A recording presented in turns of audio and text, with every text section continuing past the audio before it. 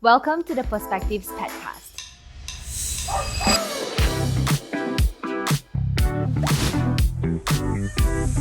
This podcast, or Petcast we call it, is dedicated to exploring new perspectives to improve the quality of life and longevity for our beloved pets.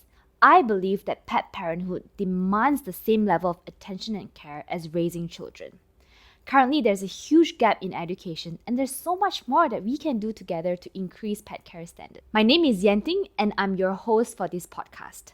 I'm a passionate pet lover, and I'm also the founder of a small pet care business called CuroBuddy. CuroBuddy specializes in skincare for pets, where we focus on 100% all-natural, chemical-free, gentle yet effective sprays to help heal pets with skin issues.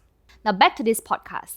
We're going to be deep diving into different aspects when it comes to pet care wellness, from alternative therapies to pet communication to nutrition to exercise and so much more. Our goal is to provide valuable information so that pet parents can make well and better informed decisions when it comes to handling their pet's care. Because if you think about it, we were not taught how to be pet parents. We only bring them to the vet after they fall sick.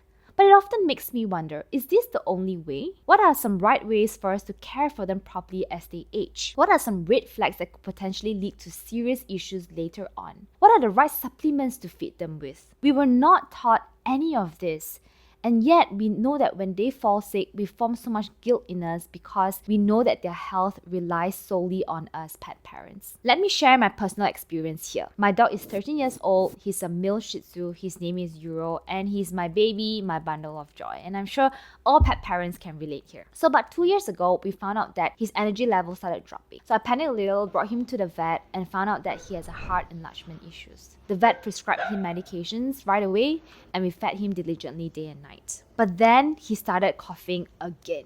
So we brought him to the vet and did even more checks and scans, and we found out that his heart enlargement issue is at a pretty advanced stage. At this point in time, he also looked quite groggy and tired. So the vet prescribed him even more medications and also told me that he only has about 9 months left. I just refuse to believe that he only has 9 months left, and surely there is something that I can do about it. So this is where I started doing a lot of research, and I learned so much. I learned about nutrition, exercise, supplement, diet.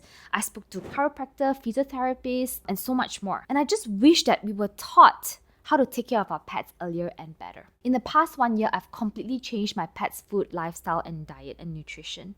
His energy levels have increased so much more, and in the past few months, his coughing has also reduced. In his most recent blood tests and scans, we also found out that he has pretty good and stable results. We communicate a lot better now, and while I understand that one day he has to leave me, I want to make sure that he has absolutely lived his best life and that I have no regrets. I recently read a quote that says, "The only time a dog will break your heart is when they leave you." We know the amount of time they have with us is finite. So I truly hope that this podcast serves as a reminder to not just make every moment count, but to make every moment their best moment. These new perspectives that I gathered in the past 1 year really helped my dog live a fuller life. My wish and mission is to equip every pet parent with new perspectives after every episode to improve our pets' longevity and, more importantly, improve their life quality.